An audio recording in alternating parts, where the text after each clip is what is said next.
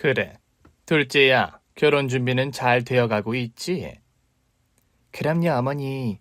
준비 차질 없이 잘 되고 있어요. 걱정하지 마세요.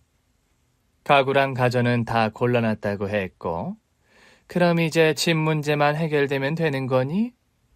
그것도 걱정 안 하셔도 돼요. 계약금 다 걸어놨고, 이사하는 날 잔금만 치르면 되니까요. 아이고, 그러냐? 그럼 준비는 다 끝났네. 아유, 기특하다, 기특해. 우리 둘째는 누구랑 다르게 똑부러지고 혼수도 잘해오고 어쩜 이렇게 기특할까? 제가 뭘요. 당연히 해야 하는 걸 했을 뿐인데요. 그 당연한 걸 못해온 애도 있으니까 하는 말 아니냐? 며느리들이 다 둘째 너 같으면 좋을 텐데 말이다. 저기 저쪽에 네 형님은 생전에 며느리 돌이 한 번 한 적이 없구나. 어머, 형님이요? 형님이 왜요? 왜긴 왜야? 쟤는 결혼할 때 친정에서 들고 온 게 아무것도 없으니까 하는 말이지. 아이고, 아무리 가난한 집이라 그래도 하나 있는 딸 시집 보내면서 어쩜 그렇게 생각이 없는지, 어떻게 혼수 하나 제대로 해보내지 못하니? 그런 걸 보면 너희 부모님과 다르게 저 집 사돈은 자식 걱정이라고는 모르는 양반일 거야. 결혼 준비로 바쁜 예비 동서와 대화를 나누시던 시어머니가 갑자기 제 이야기를 꺼내셨습니다. 혼수 얘기만 나오면 여지없이 나오는 제 혼수 얘기에 저는 진절머리가 날 지경이었죠. 시어머니가 그러시는 게 하루 이틀도 아니다 보니 보통은 그냥 참고 견디는 저였지만 하다못해 예비 동서 앞에서까지 그러시는 건 정말 견딜 수가 없었어요. 더군다나 제 욕만 하시면 될 걸 왜 괜히 잘못 없는 저희 친정엄마까지 걸고 넘어지시는 건지 그날은 저도 도저히 참을 수 없었습니다. 어머니, 그만하세요. 왜 괜히 저희 친정 어머니 얘기까지 꺼내세요? 오늘은 더구나 예비 동서도 앞에 있는데 너무 그러지 마세요. 아이고, 왜? 내가 못한 말을 했냐? 아니면 너도 이제 형님 된다고 기세등등하다 이거냐 뭐? 너무 그러지 마세요. 그만하세요. 근데 이게 어디서 시애미를 가르치듯이 말을 하고 있어? 제 말은 그게 아니고요. 그래도 동서도 있고 그런데 저한테 너무하신다 싶어서. 뭐, 내가 네 구박한다고 안이 꼽다 이거냐? 아니면 둘째랑 너랑 차별한다고 불만이나 있는 거야? 그렇다고 네가 감히 그런 걸로 서운해할 자격이나 있어? 지가 언제 한번 며느리 노릇을 제대로 해봤어야 말이지. 그런데도 내가 너를 얘랑 똑같이 대해야겠니? 어머니, 정말 왜 그러세요? 제가 뭘 그렇게 잘못했다고요? 예비동서 앞이라 저도 면도 있고 제가 뭘 그리 잘못한 것도 없는데 시어머니는 잔뜩 화가 나셔서 제게 악담을 내뱉으셨습니다. 그런 시어머니 태도야 하루 이틀도 아니지만 그날은 정말 많이 속상했어요. 저한테는 한 번도 그렇게 따뜻하게 웃어주신 적도 없으시고 결혼해서 여태껏 제대로 며느리 대접도 안 해주셨으면서 이제 막 알게 된 예비 동서한테는 어찌나 살갑고 친절하신지 아무리 둔하고 무딘 저라도 대놓고 드러내는 차별이 가슴 아팠습니다. 그러자 시어머니는 제가 그럴 자격도 없다며 또 저를 나무라셨죠. 어머니, 왜 그러세요? 형님한테도 좀 잘해주세요. 저랑 있을 때는 큰 소리 한번 안 내시던 분이 왜 그러세요? 어머니가 너무 화내시니까 형님이 가여워요. 새아가, 너는 신경 쓸 것 없다. 내가 설마 너한테도 화를 내겠니? 나도 네 앞이라 웬만하면 참으려고 그랬는데 저 기집애가 또 쓸데없이 사람 속을 긁잖니. 내가 지도로 뭐라고 하던 말던 다 지 탓인 것을 어디 시애미를 가르치려고 들어? 싸가지 없이. 이래서 집안의 며느리를 잘 들여야 하는 건데 말이다. 우리 큰아들이 어디서 저런 걸 만나고 돌아다닌 건지 내가 아직도 쟤를 며느리로 들인 게 후회스럽다. 왜 그러세요, 어머니? 형님 착해 보이시는데요. 형님이 뭐 크게 잘못이라도 하셨어요? 잘못? 제가 잘못한 거 말하려면 밑도 끝도 없지. 애초에 저 존재 자체가 잘못이야. 애비도 없고 지 엄마는 파출부 다니고 그래서 돈 한 푼 없이 공짜로 우리 집에 왔잖니? 어머, 형님 정말 그러셨어요? 혼수도 안 하신 거예요? 혼수는 무슨? 제 기껏해야 밥솥 하나 사들고 왔나? 저거 시집 올 때 완전히 빈털터리 깡통이었어. 우리 아들 다니는 회사 공장에서 일하다가 잘난 우리 아들 꼬시더니 그렇게 번 돈은 다 지 엄마 갖다 줘버린 건지 결혼할 때는 돈도 없다고 그러더라. 그래서 끝까지 결혼시키기 싫었는데 그놈의 자식이기는 부모 없다고 내가 실수를 한 거지. 어머, 형님도 너무하셨다. 아무리 그래도 결혼할 때는 빚을 내서라도 기본은 하셔야죠. 안 그래요, 어머니? 시어머니가 저를 그토록 싫어하시던 이유는 바로 제가 가난한 집 딸이라는 것이었습니다. 저는 어릴 적 아버지가 일찍 돌아가시고 그 후로 어머니가 혼자 파출부 일을 하시면서 저를 힘들게 키우셨거든요. 애초에 아버지가 살아계셨을 적에도 넉넉한 형편은 아니었지만 아버지가 안 계시다는 건 생각보다 더 힘든 일이었어요. 그렇게 집안의 가장이었던 아버지가 병으로 세상을 떠난 뒤 저와 엄마의 삶은 고난의 연속이었습니다. 엄마는 저를 키우시느라 고생을 너무 많이 하셨어요. 파출부 일을 하시고 그렇게 하루 종일 달아 없어질 듯 일해도 남는 건 늘 빠듯한 생활비 뿐이었고 병을 앓으셨던 아버지의 병원 치료비 때문에 어쩔 수 없이 생겼던 빚은 줄어들 생각이 없어 보였죠. 그렇게 저희 집에는 늘 돈이 없었고 어릴 적 저는 그 흔한 과자 한 봉지 먹고 싶다는 소리도 못할 정도로 깊은 가난에 시달려야만 했어요. 엄마의 고단한 삶을 보고 자란 탓인지 일찍 철이 들었던 저는 하루빨리 커서 엄마를 도와드리고 싶었습니다. 그래서 저는 일찍이 고등학교 시절부터 엄마를 돕기 위해 아르바이트를 해야 했죠. 엄마는 어린 저까지 고생하는 게 싫으셔서 일하겠다는 저를 말리셨지만 저는 어떻게든 엄마를 도와야만 했습니다. 엄마는 남의 집 일을 다니면서도 여기저기 관절통이며 몸살에 늘 시달리셔야 했는데 돈을 벌기 위해 아픈 것도 참으시고 계셨어요. 그런 엄마의 고생을 두고만 볼 수 없었던 저는 방과 후에 패스트푸드점에서 아르바이트를 시작하게 되었습니다. 민지야, 너 정말 아르바이트 해야겠니? 엄마는 네가 이렇게까지 애쓰는 게 너무 마음이 아프다. 돈은 엄마가 벌어도 되는데 아직 공부해야 할 학생이 무슨 아르바이트까지 하니? 아니야, 엄마. 나 괜찮아. 내가 좋아서 하는 건데 뭘. 그리고 엄마가 나 때문에 노력하는 거에 비하면 이건 아무것도 아니지. 그래도 너는 아직 어린데 괜히 네가 집안 형편 때문에 무리하는 건 아닌가 싶어서 마음이 좋지 않아. 나는 정말 괜찮다니까. 그리고 요즘 애들은 자기 용돈 벌라고 아르바이트 많이 해. 나랑 같이 일하는 언니도 고1 때부터 아르바이트 했다는데. 법적으로도 부모님 동의만 있으면 일할 수 있다고 하는데 뭐가 문제야. 하지만 다른 집 아이들이었으면 이럴 일도 없었을걸. 네가 괜히 일찍이 철이 들어버려서. 아휴, 네 아버지만 살아 계셨더라도 우리가 이 지경은 아니었을 텐데 엄마가 해주는 게 없어서 너무 미안하다, 민지야. 엄마는 제가 가난한 형편 때문에 아르바이트를 한다는 것을 알고 무척 속상해 하셨습니다. 공부나 하라고 말리시는 걸 조르고 졸라 일을 시작했을 때는 저도 짐짓 괜찮은 척 하기는 했지만 사실 저도 마음이 마냥 좋지는 않았어요. 엄마 말대로 아버지가 살아 계셨더라면 우리 집 형편이 조금만 더 나았더라면 나도 다른 아이들처럼 평범하게 지낼 수 있었을까 하는 그런 생각을 하곤 했거든요. 다른 친구들이 학교 성적에 대해 걱정하고 시답잖은 또래 연애에 대해 떠들 때마다 저는 늘 다른 세상에 있는 것만 같았습니다. 먹고 살기가 급급한 저한테 보통 또래 아이들이 하는 고민거리 같은 걸 생각해 본 적도 없는 일이었거든요. 어릴 적에는 공부도 곧잘 하고 성적도 잘 나와서 저도 한때는 대학 진학을 고민한 적도 있었어요.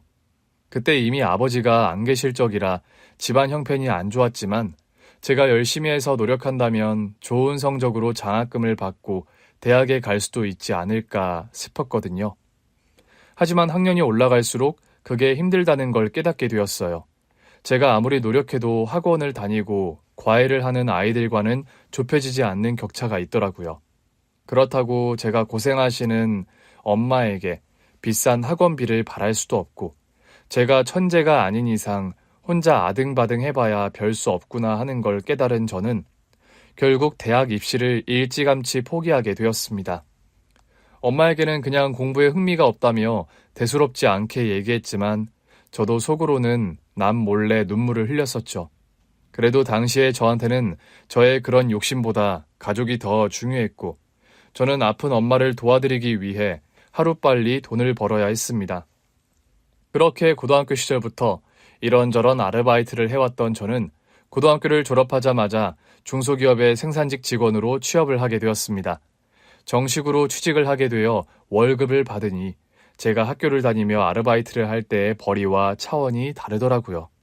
100만 원도 넘는 돈이 통장에 찍히니 순간 어린 마음에 제가 어마어마한 부자가 된 것 같았습니다. 그렇게 열심히 돈을 벌면 금방 빚도 다 갚고 언젠가 엄마와 단둘이 살 집도 사고 그렇게 행복한 미래가 저를 기다리고 있을 거라 생각했습니다. 하지만 월급을 받는 기쁨도 잠시, 대출이자와 생활비로 줄줄이 빠져나가는 돈을 보며 허탈함에 젖는 날들이 훨씬 많았죠. 하지만 그렇다고 제가 좌절에 빠져 눈물 짓고만 있을 수는 없는 일이었어요. 열심히 살다 보면 언젠가는 꼭 행복이 찾아올 거라 생각하며 저는 하루하루 열심히 살았습니다. 엄마와 저는 힘들었지만 서로를 보면 늘 웃었고 그런 삶 속에서도 희망을 놓지 않았습니다. 엄마, 이제 나도 돈 버니까 엄마도 일 좀 쉬엄쉬엄 해. 엄마는 괜찮아. 엄마도 아직 젊고 팔팔한데 무슨 일을 쉬니? 그럴 바에는 한 푼이라도 더 벌어서 우리 딸 결혼 자금 만들어줘야지. 에이, 결혼은 무슨. 나는 결혼 생각 없어. 나는 나중에 예쁜 집 지어서 엄마랑 행복하게 살 건데? 그래도 결혼은 해야지. 왜 결혼을 안 해? 너 설마 엄마 때문이야? 그래? 그냥 나는 엄마가 좋으니까 그렇지. 아, 됐어. 결혼해봐야 여자들은 고생만 하지. 나는 그냥 엄마랑 오순도순 행복하게 살고 싶어. 그래도 민지야, 엄마는 네가 집안 형편이나 엄마 때문에 발목 잡히지 않고 너의 행복을 찾았으면 좋겠어. 엄마는 네 아빠를 만난 게 내 인생에서 가장 잘한 일이라 생각하거든. 엄마는 아빠랑 결혼한 거 후회 안 해? 아빠는 일찍 떠나버리고 그 뒤로 이렇게 힘들었는데도? 그럼 엄마는 절대 후회 안 하지. 지금 다시 그때로 돌아간다고 그래도 엄마는 네 아빠를 꼭 다시 만날 거야. 그래야 민지 너를 만날 테니까. 엄마는 너랑 너희 아빠를 만난 게 제일 큰 행복이야. 그러니까 민지 너도 현실의 벽에 부딪혀서 지레 포기하지 말고 꼭 너만의 행복을 찾으렴. 엄마는 민지 너만 행복하면 되니까 걱정하지 말고. 사실 저는 대학 입시를 포기했던 것처럼 결혼도 일찌감치 포기할 작정이었습니다.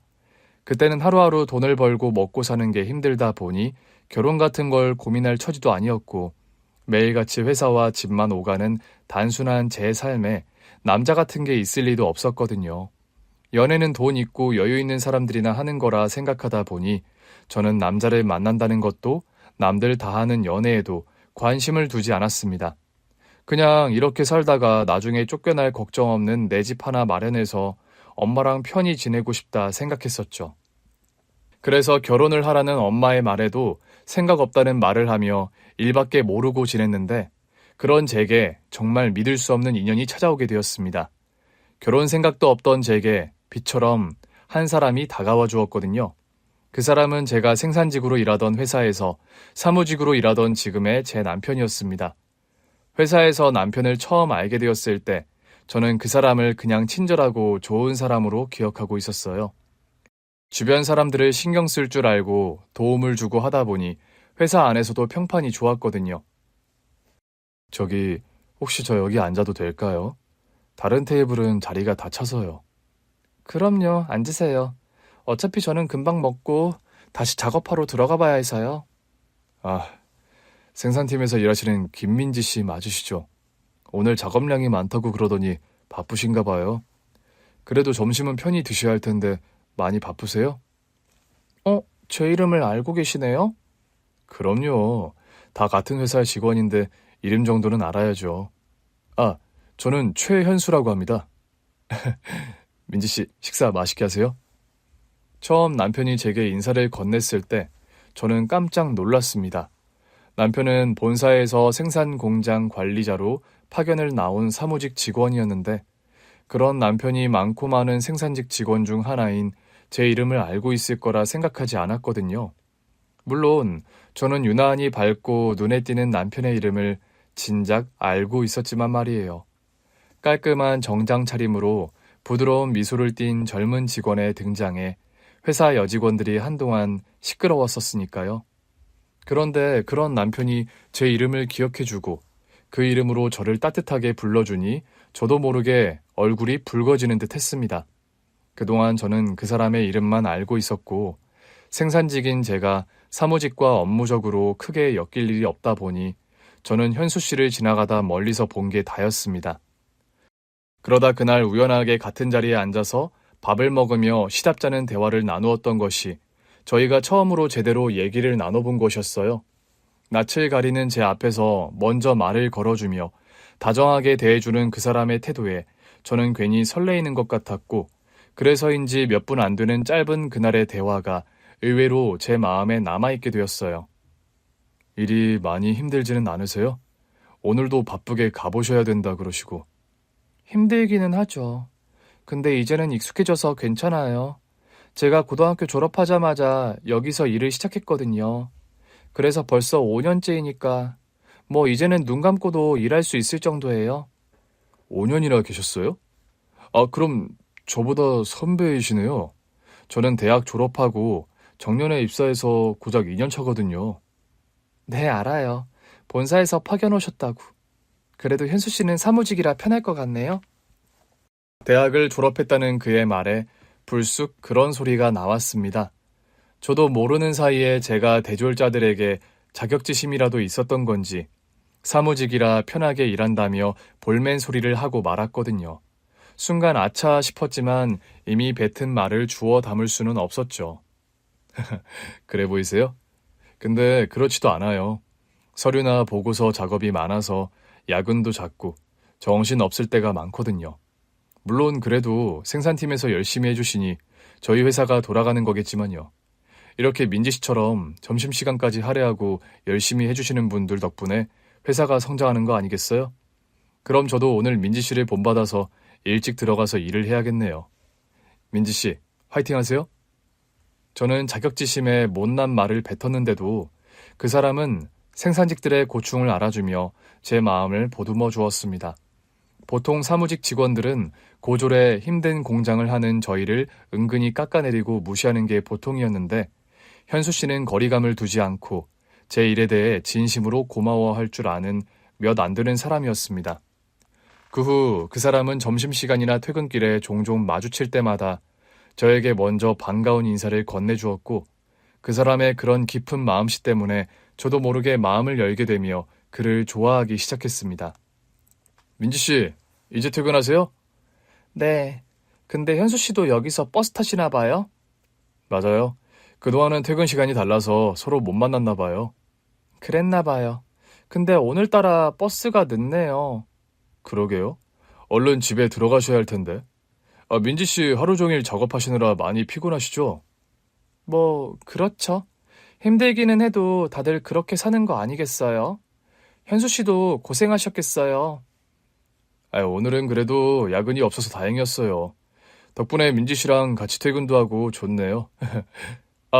민지 씨는 퇴근하면 보통 뭐 하세요? 퇴근하면요? 그냥 씻고 엄마랑 드라마나 보고 그러죠. 민지 씨는 어머니랑 단둘이 지낸다고 하셨죠? 어머니랑 시간 같이 보내드리고 민지 씨 정말 좋은 딸이네요. 아니에요. 해드린 것도 없는데 좋은 딸은요. 무슨. 그냥 할 일이 없으니 TV나 보고 하는 거죠. 그러는 현수 씨는 데이트 같은 건 안 하세요? 데이트는요. 저 만나는 사람도 없는걸요. 현수 씨 같은 분이 왜요? 인기 많으신 것 같던데. 무슨요. 그렇지 않아요. 정작 제가 마음에 품고 있는 사람은 저한테 관심이 없는 것 같은걸요. 네? 좋아하는 사람이 있으셨어요, 현수 씨? 그게 누군데요? 혹시 저희 회사 사람이에요? 민지 씨도 아는 사람이에요. 제가 아는 사람이요? 그게 누군데요? 바로 민지 씨예요. 제가 민지 씨 좋아하고 있다는 거 정말 몰랐어요? 제가 계속 티를 내는데 너무 제 마음을 몰라주시는 것 같아서 오늘 얘기 나온 김에 한번 용기 내 봤습니다. 민지 씨 저를 어떻게 생각하세요? 그 사람을 남몰래 마음에 품고 있었던 저는 은근슬쩍 그의 마음을 떠봤습니다. 그러자 그가 좋아하는 사람이 있다고 하더라고요. 현수 씨를 짝사랑하고 있던 저는 그 말에 충격을 받을 수밖에 없었습니다. 설마 그게 나일 거라고 생각하지도 못하고 현수 씨는 역시 나랑 이어질 사람은 아니구나 하고 얼른 마음을 접으려고 했죠. 그런데 현수 씨가 좋아하는 사람이 바로 저라며 고백을 해오는 겁니다. 얼마나 고민을 했는지 모른다며 용기 내 고백을 해온 현수 씨의 말에 저도 용기를 내었어요. 정말이에요? 현수 씨가 좋아한다는 사람이 정말 저예요? 그럼요. 설마 제가 좋아하는 사람 앞에서 거짓말을 하겠어요? 저 이런 걸로 장난칠 만큼 그렇게 가벼운 사람 아니에요. 사실 저 민지 씨 좋아하게 된 지 꽤 됐거든요. 진지하게 고민하다가 용기 내서 말하는 겁니다. 사실은 저도 현수 씨한테 마음이 있었어요. 그래서 방금 현수 씨가 좋아하는 사람이 있다고 했을 때 많이 놀랐어요. 그게 설마 저일 줄은 몰라서. 민지 씨 방금 뭐라고 그랬어요? 민지 씨도 저 좋아한다고요? 그게 정말입니까? 뭐예요? 저한테는 거짓말 안 한다고 하시더니. 그럼 저는 거짓말하는 것 같으세요? 저도 정말 현수 씨 좋아해요. 현수 씨가 저한테 너무 잘해주시니 제가 어떻게 현수 씨를 좋아하지 않을 수가 있겠어요? 와, 나는 정말 몰랐어요. 나 혼자 좋아하고 있는 줄 알았는데. 그럼 우리 진지하게 한번 만나볼까요? 내가 잘해줄게요, 민지 씨. 나 한번 믿어봐줘요. 현수 씨가 평소 제게 잘해주었던 것이 그냥 직장 동료로서의 호의만은 아니었던 건지 그렇게 현수 씨의 고백으로 저희는 연인이 되었습니다. 그리고 연인이 된 저희는 매일 점심시간 만나 대화를 나누고 마음을 나누며 서로에 대해 점점 더 깊이 알아가게 되었습니다. 저는 현수 씨에게 남들에게는 하지 못했던 저희 힘들었던 집안 얘기까지 하게 되었고 현수 씨는 그런 저의 아픔을 누구보다 공감하고 이해해 주었어요. 민지 씨는 정말 대단한 것 같아요. 그렇게 하는 게 쉬운 일은 아닌데 어머니를 도와가며 열심히 사는 모습 정말 멋져요. 현수 씨도 따뜻한 사람이잖아요. 저는 현수 씨가 회사에서도 늘 다른 사람들을 배려하는 그런 모습에 반했거든요. 아마 현수 씨처럼 착한 남자는 어디에도 없을 거예요. 그렇게 저희는 오랜 시간 사내 연애를 이어왔고 어느새 저희 두 사람 사이는 무엇으로도 가릴 수 없을 만큼 단단해져 있었습니다. 결혼을 포기하려던 제가 어느덧 그 사람과의 결혼을 꿈꿀 만큼 말이죠. 그리고 3년의 만남이 지난 어느 날, 저는 남편에게 프로포즈를 받게 되었어요. 그날은 제 인생에 손꼽을 만큼 행복한 날이었죠. 그렇게 남편과의 행복한 미래를 기대했지만 안타깝게도 저희의 사랑은 결코 순탄치 않았습니다. 남편의 어머니, 그러니까 지금 제 시어머니께서 제가 가난하다는 이유만으로 저희의 결혼을 반대하셨거든요. 돈도 없으면서 결혼은 무슨 결혼? 너 괜히 순진한 우리 아들 꼬셔서 팔자 펴부르는 거 아니냐? 가난한 네 엄마랑 너랑 먹고 살기 지지부진하니 남자 하나 물어서 편히 살아보려는 거 아니냐고? 아니에요, 어머니. 저 정말 현수 씨 사랑합니다. 어머니, 왜 그렇게 말씀하세요? 저랑 민지 씨 서로 많이 사랑하고 아끼고 있어요. 제발 좋게 좀 봐주세요. 너야말로 정신 차려 이거사. 너는 우리 집안의 장남이야. 장남으로서 책임감을 느낄 생각을 해야지. 어떻게 된 게 감히 이런 여자를 데려올 수가 있니? 가난한 집 애랑 무슨 결혼이야? 너까지 괜히 저런 애랑 엮여서 평생 억척스럽게 살고 싶어? 평생 고생하며 저 자식 먹여 살릴 걱정이나 하고 싶으냐고? 어머니가 뭐라고 말씀하셔도 저 민지 씨랑 결혼 포기 못해요. 제가 선택한 사람이에요. 허락해 주세요. 처음 시어머니를 만나러 찾아갔을 때 시어머니는 아버지가 돌아가시고 엄마가 파출부 일을 하시는 저희 집안 사정을 듣고 대놓고 실망한 기색을 드러내셨습니다. 아니, 실망한 걸로 끝나지 않으시고 저희의 결혼을 결사 반대하셨죠. 집안의 장남인 남편이 저같이 볼품없고 가난한 집딸이랑 결혼하는 건 안 된다는 것이었습니다. 시어머니의 날선 말들은 제 가슴을 후벼 팠고 저는 저희의 결혼이 반대에 부딪히며 좌절할 수밖에 없었습니다. 그래서 저는 모두를 위해 이별을 선택하려 했어요. 아무래도 우리는 안 될 것 같아. 우리 결혼은 그냥 없던 걸로 해요, 현수 씨. 그게 무슨 소리야? 이제 와서 헤어지자니. 민지 씨는 정말 나랑 헤어질 수 있어? 나는 이제 민지 씨 없이 못 살 것 같은데? 어떻게 헤어지자고 할 수 있어? 그럼 어떻게 해? 현수 씨 어머님이 나를 저렇게 싫어하시는데, 저렇게 반대하시는데 어떻게 우리가 결혼을 할 수 있어? 현수 씨 좋은 사람이잖아. 그런 사람이 어머니 반대 무릅쓸 수 있어? 그리고 어차피 나는 원래 결혼 생각도 없었어. 그러게 내 주제에 결혼은 무슨 결혼이야. 내가 헛꿈을 꾼 거야. 그러지 마, 민지 씨. 우리 서로 사랑하잖아. 어머니는 내가 어떻게든 설득해 볼 테니까 너무 걱정하지 마. 내가 미안해. 현수 씨가 미안해할 일은 아니지. 다 내가 못나서 그런 건데. 그리고 나는 모아둔 돈도 없어. 어머님이 저렇게 반대하시는 와중에 내가 혼수도 제대로 못해가면 얼마나 더 싫어하시겠어. 돈 때문이면 걱정하지 마. 내가 민지 씨 사정 모르는 것도 아니잖아. 그리고 나도 모은 돈은 꽤 있고 우리 둘이면 어떻게든 잘 살 거야. 민지 씨 나 못 믿어? 현수 씨를 못 믿는 게 아니라 내가 현수 씨한테 모자란 사람이라서 그러는 거야. 어머니도 그러니까 나를 반대하시지. 무슨 소리야? 민지 씨가 왜 나한테 모자란 사람이야? 우리 어머니가 아직 민지 씨를 잘 모르셔서 그래. 어머니도 민지 씨를 알게 되시면 분명 좋아하실 거야. 그리고 혼수 같은 건 걱정하지 마. 내가 다 준비하면 되지. 그러니까 민지 씨는 나를 믿고 조금만 기다려줘. 저는 그동안 빚을 갚고 생활비를 대느라 저축할 여유도 없었고 혼수를 마련하기도 힘든 상황이었습니다. 그래서 결혼을 더 미루고 싶었지만 남편은 혼수 같은 건 필요 없다며 결혼을 서두르고 싶어 했어요. 그리고 그런 남편이 결국 시어머니를 설득하며 저는 남편의 도움으로 어렵게 결혼식을 올릴 수 있었습니다. 하지만 결혼 후 시어머니와 합가하여 시작된 시댁살이는 너무 힘들고 지옥 같았어요. 결혼 허락을 하시며 저를 받아주신 거라 생각했던 시어머니가 여전히 저를 볼 때마다 가난을 이유로 저를 괴롭히셨거든요.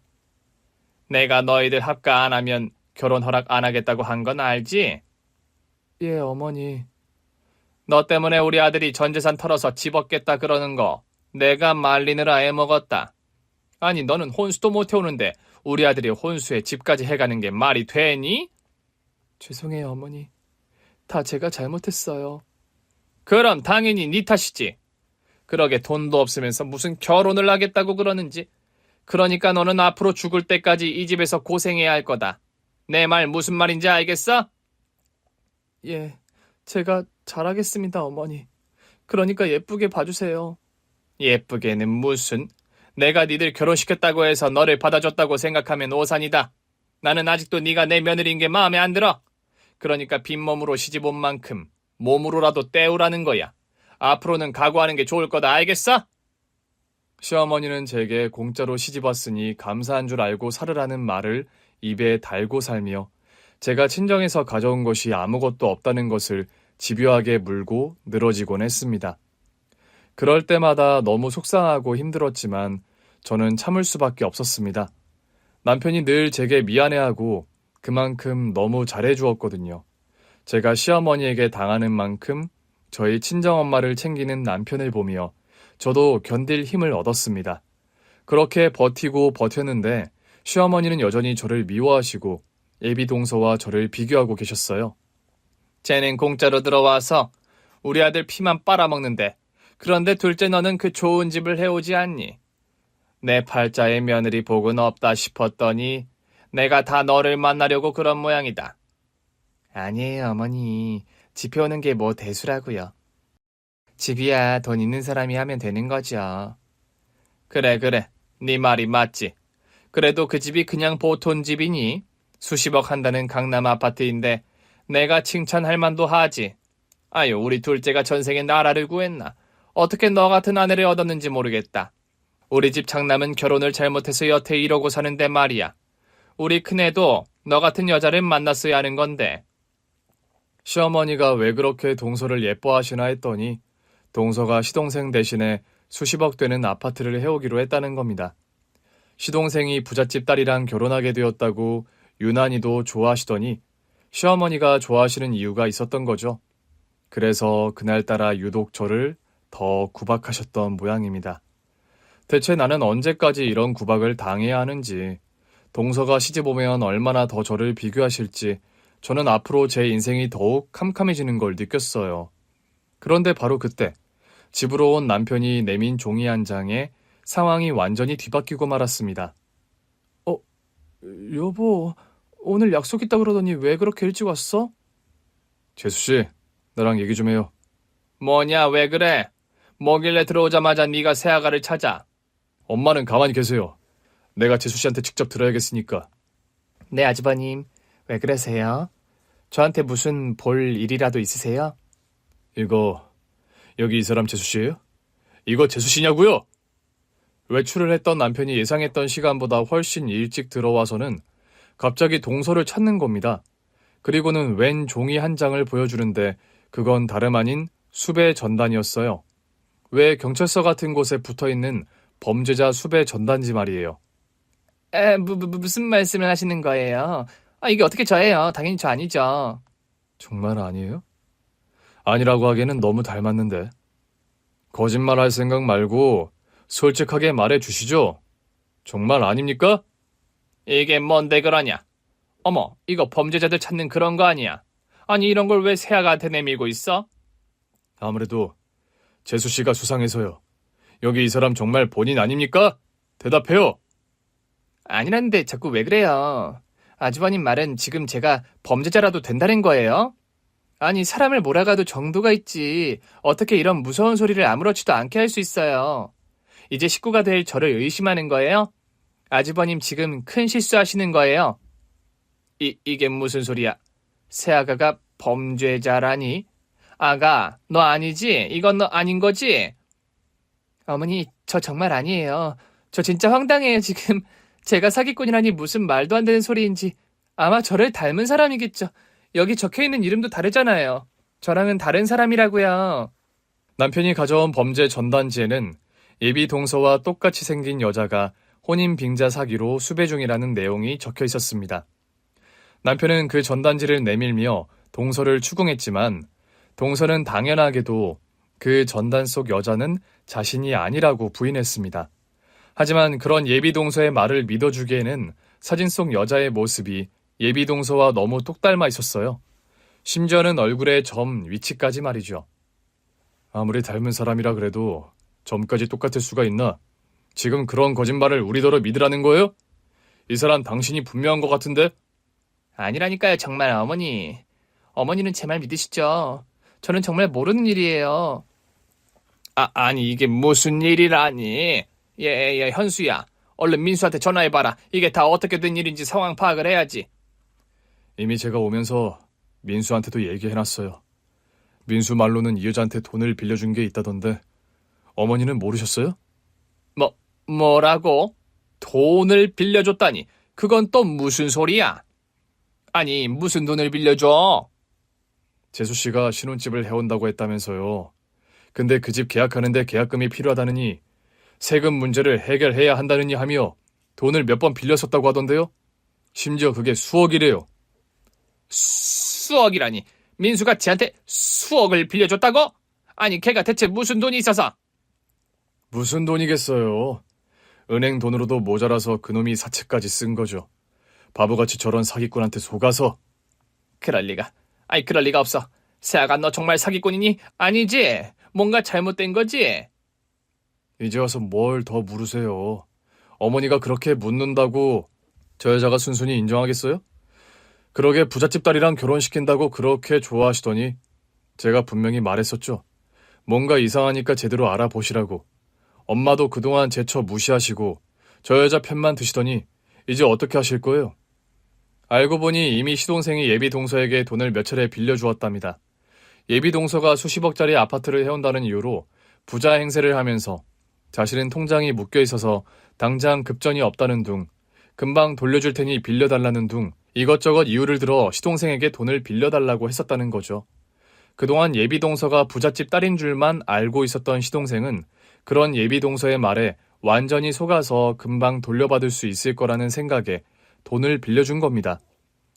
물론 그 돈은 은행 대출과 사채로 구한 돈이었죠. 그런데 이제 와서 부자인 줄 알았던 예비동서가 사기꾼이었다는 게 밝혀져 버리니 시댁이 완전히 뒤집어 버리고 말았던 거죠. 처음에는 그 말을 믿지 못하시던 시어머니도 결국 남편과 시동생의 증언에 예비동서가 사기꾼이라는 걸 받아들일 수밖에 없었습니다. 하지만 이제 와서 속았다는 걸 알았다고 한들 이미 돌이킬 수는 없는 일이었어요. 사기를 당했고 그 사기꾼을 잡았어도 사기꾼이 직접 돈을 돌려주지 않으면 그 돈을 돌려받기 어렵다고 하더라고요. 결혼 사기꾼인 게 밝혀지며 예비동서는 감옥에 들어갔지만 시동생이 예비동서에게 당한 피해 금액은 구제받을 수 없다는 말이었습니다. 시동생은 예비동서가 금방 갚을 거라 생각하고 사채까지 끌어다 줬던 거였는데 이제 그 돈을 돌려받지 못하게 되었으니 어떻게 해결할 방법이 없었죠. 그래서 결국 시어머니는 시동생의 빚을 갚기 위해 집까지 내놓으셔야 했습니다. 그러자 충격을 크게 받은 시어머니는 현실을 부정하고 싶은지 엄한 곳으로 화살을 돌렸습니다. 갑자기 제가 문제라고 제 탓을 하시더라고요. 그러게 이게 다 너 때문 아니야? 애초에 네가 가난뱅이만 아니었더라도 내가 부잣집 며느리한테 관심이나 뒀겠니? 내가 너 때문에 우리 민수라도 제대로 결혼시키고 싶어서 괜한 욕심을 부리는 바람에 결국 이런 일이 벌어진 거 아니냐? 그러니까 이건 다 네 탓이야. 그러니까 네가 책임져. 네가 책임지라는 말이다. 어머니, 지금 무슨 말씀을 하시는 거예요? 갑자기 왜 화살을 저한테 돌리세요? 제가 뭘 어쨌다고 이 일이 제 탓이라고 하시는 거예요? 몰라. 다 네 탓이야. 이게 다 너 같은 게 우리 집에 들어와서 재수가 없어서 벌어진 일이라는 말이다. 시어머니의 억지 주장에 저는 할 말을 잃었습니다. 아무리 제가 미우셔도 그렇지 어떻게 예비동서의 사기 행각까지 제 탓으로 몰아가실 수 있나 싶더라고요. 그러자 그런 시어머니의 억지에 효자였던 남편마저 완전히 질려버린 듯 했습니다. 그만 좀 하세요, 어머니. 정말 노망이 나셨어요? 지금 뭐 하시는 거예요? 이 일이 어떻게 저 사람 탓이에요? 속물처럼 돈에 눈이 멀어서 사람 제대로 못 본 어머니랑 민수 탓이지. 어머니 끝까지 저 사람을 괴롭히셔야 속이 시원하시겠어요? 네가 지금 내 앞에서 제 편을 드는 거야? 내가 너를 어떻게 키웠는데 네가 나한테 그럴 수가 있어? 저야말로 어머니가 저한테 어떻게 이러실 수 있나 싶네요. 저 그동안 충분히 많이 참아왔습니다. 제가 그동안 어머니한테 자식돌이 하겠다고 얼마나 참고 버텼는지 아세요? 저 그동안 저 사람한테 정말 많이 미안했어요. 아무 죄 없는 사람 데려와서 어머니한테 고통받게 했으니까요. 어머니가 저 사람한테 너무하게 행동하시는 거 저 어머니 자식이라서 그동안 참은 거예요. 그런데 이제 더는 못 참겠네요. 뭐? 못 참으면 뭘 어쩔 건데? 네가 이 애미랑 인연이라도 끊겠다는 소리니? 어머니 괴롭힘으로부터 제 아내를 지킬 수 있는 방법이 그거라면 그렇게 해야겠죠. 저도 이제 더 이상 방관하지 않을 겁니다. 저 사람한테 더 이상 못난 남편이 되지 않으려면 그렇게 밖에는 방법이 없겠네요. 저희 오늘부로 이 집 나가겠습니다. 그리고 어머니가 반성하실 때까지 어머니 보지 않을 거예요. 뭐라고? 네가 기어이 애미를 배신하겠다는 거야? 저깟 기집애 하나 때문에 지금 부모 자식 간의 천륜을 끊겠다는 거냐? 그러게 적당히 좀 하시지 그러셨어요. 착한 저 사람이 감당할 수 있을 만큼만 괴롭히지 그러셨어요. 그럼 저나 착한 저 사람은 어머니가 돌아가실 때까지 모셨을 텐데 말이에요. 근데 이제 더는 그렇게 못하겠습니다. 어머니의 그 막무가내 폐악질을 참다가는 저 사람이 먼저 잘못될 것 같아서요. 저는 저 사람의 하나뿐인 남편이고 제 아내를 지켜야 할 의무가 있습니다. 그러니 저는 앞으로 제 아내에게만 충실하게 살겠습니다. 그동안 키워주신 은혜는 이미 다 갚은 것 같으니 더 이상 저한테 자식돌이 바라지 마세요. 야, 그래서 니들이 이 집을 나가면 뭐라도 할 수 있을 것 같아? 당장 갈 곳이나 있어서 그딴 소리를 하는 거야? 거지 같은 쟤랑 나가서 뭘 어쩌겠다고? 끝까지 저를 거지 취급하며 큰 소리치는 시어머니에게 너무 화가 났던 저는 제가 숨겨놓던 통장을 들이밀었습니다. 그동안 제가 가난하다고 그렇게 무시하셨죠? 그런데 그거 아세요? 제가 그동안 취미로 주식 공부를 좀 했거든요. 어머니가 하도 돈 가지고 저를 무시하셔서 제가 어떻게든 돈을 좀 벌어보려고 작정을 했어서 말이에요. 그런데 그렇게 시작한 주식으로 제가 꽤 큰 돈을 벌었지 뭐예요? 아이고, 그렇게 벌어봐야 뭐 얼마나 한다고 100만 원이나 벌었냐? 아니요. 10억이요. 제가 주식에 재능이 있는지 10억이나 넘게 수익이 났지 뭐예요? 그리고 이 능력이라면 저는 앞으로는 더 큰 수익을 벌어들일 수 있겠죠. 어디 이래도 제가 아직도 가난뱅이 같아 보이세요? 네가 어떻게 저 큰 돈을... 이게 다 진짜냐? 왜요?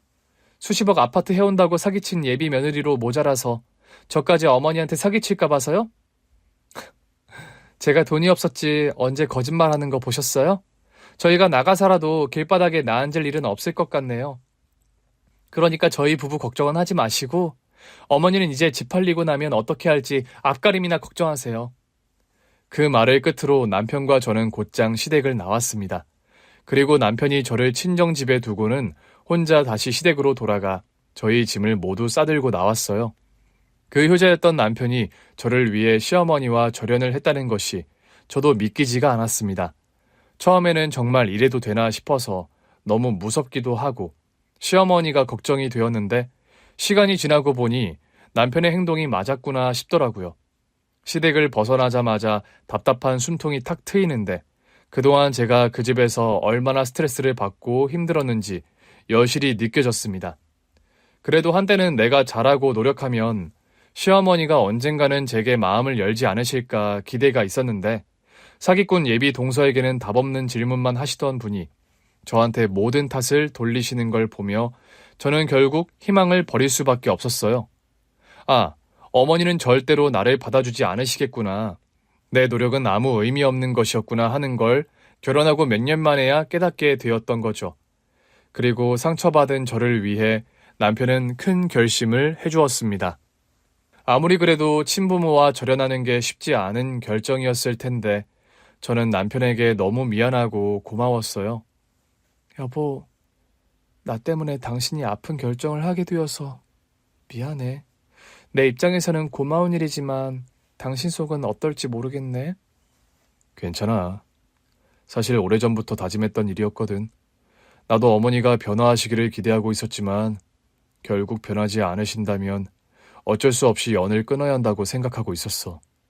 그리고 이번 일로 결국 어머니는 변하지 않으실 거라는 걸 알게 된 거고 당신이 더 큰 상처를 받기 전에 결단을 내릴 수밖에 없었어. 그러니까 내 결정이고 당신 탓은 아무것도 없어. 오히려 그동안 당신을 혼자 힘들게 만들어서 너무 미안할 뿐이야. 고마워 여보. 이렇게밖에 할 수 없는 게 너무 마음 아프지만 나도 이제는 행복해지고 싶어. 내가 주식으로 번 돈이면 우리도 예쁜 집 지어서 살 수 있을 거야. 우리 이제는 진짜 행복하게 살자 여보. 그래. 그동안 고생 많았어 당신. 그동안 당신이 희생한 거 이제 내가 보답해 줄게. 우리 장모님 모시고 살자. 당신 나랑 결혼하기 전에 꿈이 그거였었잖아. 예쁜 집 지어서 장모님이랑 행복하게 사는 거. 그 꿈 이제 이루게 해줄게. 물론 당신 주식 수익률 덕분에 집도 지을 수 있는 거겠지만 말이야. 정말이야 여보? 정말 우리 엄마 모시고 살아줄 거야? 전부터 늘 생각했었어. 당신이 시댁살이 한다고 고생하는 거 보답하려면 그 방법밖에 없을 거라 생각했거든. 그러니까 나도 이제 당신한테 빚 갚게 해줘. 내가 앞으로 남은 평생은 당신이랑 장모님 위해서 살게. 그렇게 시모와 연을 끊은 뒤 저와 남편은 제가 벌어들인 주식 수익금으로 경기도 외곽에 좋은 땅을 매입해 집을 지었습니다. 그리고 그곳에서 저희 엄마를 모시게 되며 저는 이제서야 행복을 찾을 수 있었습니다. 하지만 안타깝게도 저를 괴롭혔던 시모의 말년은 편안하지 못한 듯 했습니다. 남편이 시모와 연을 끊고 난 뒤 결국 시모가 길바닥에 나앉게 되었거든요. 저희는 시동생이 알아서 시모를 모실 줄 알았는데 시동생도 자기 앞가림 하기가 어려운 처지인지 시모를 국가요양원에 처박아 두고 잠적을 해버린 겁니다. 그렇게 요양원 비용을 내지 않아서 곧 쫓겨날 처지라며 결국 저희에게까지 연락이 왔던 거죠. 요양원비 우리가 내자 여보. 뭐? 아 됐어. 영 끊겠다고 했는데 이제 와서 뭐하러. 그래도 당신 낳아주신 어머니인데 모른 채 하는 것도 아닌 것 같아서. 솔직히 당신도 마음 불편하지 않아? 나는 이미 자식돌이 할 만큼 했잖아. 그리고 내더라도 내가 알아서 할 일인데 당신은 신경 쓸 거 없어. 당신 일이면 내 일이기도 하지. 그리고 그렇게 하는 편이 나한테도 좋을 것 같아서 그래. 어쩌면 이게 내가 당신 어머니한테 할 수 있는 최고의 복수인 것 같거든. 복수? 그게 어떻게 복수야? 내가 당신 어머니한테 왜 괴롭힘 당했어? 내가 가난해서 그런 거 아니야. 근데 그렇게 돈 가지고 무시하던 며느리가 당신 목숨줄 쥐고 있다고 생각하면 당신 어머니 속이 어떠시겠어? 자존심도 상할 테고 나한테 겁도 나시겠지. 그럼 이게 얼마나 큰 복수가 되겠어. 그러니까 당신 어머니 요양비는 내가 내게 해줘. 그리고 그 정도 돈은 이제 나한테 별로 큰 돈도 아니라는 거 알잖아. 주식으로 큰 돈을 벌었던 저는 그 후로 본격적으로 주식 투자를 시작하게 되었습니다. 내 집 마련을 하고 나니까 심적으로 마음이 편해서 그런지 전보다 더 공격적으로 투자를 할 수 있었고 리스크가 큰 만큼 수익도 점점 늘어났거든요. 그리고 이제 제 통장에는 수십억의 돈이 잠들어 있었죠. 그런 제게 시모의 요양병원비는 껌값이나 마찬가지였습니다.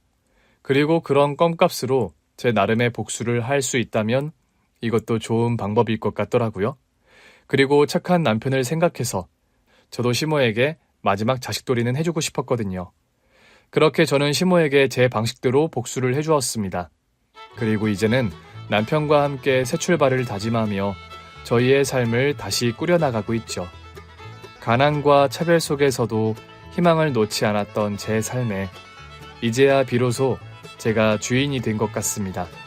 그리고 무엇보다 저를 지켜주고 믿어주는 남편이 있기에 앞으로는 어떤 어려움이 와도 극복할 수 있을 것만 같네요. 그럼 저는 앞으로도 상처를 딛고 꿋꿋이 나아가겠습니다. 감사합니다. 오늘 준비한 사연은 여기까지입니다. 재미있게 들으셨다면 구독과 좋아요, 알림 설정까지 눌러주세요. 그럼 저는 다음 사연으로 찾아뵐게요. 오늘도 건강하고 행복하세요.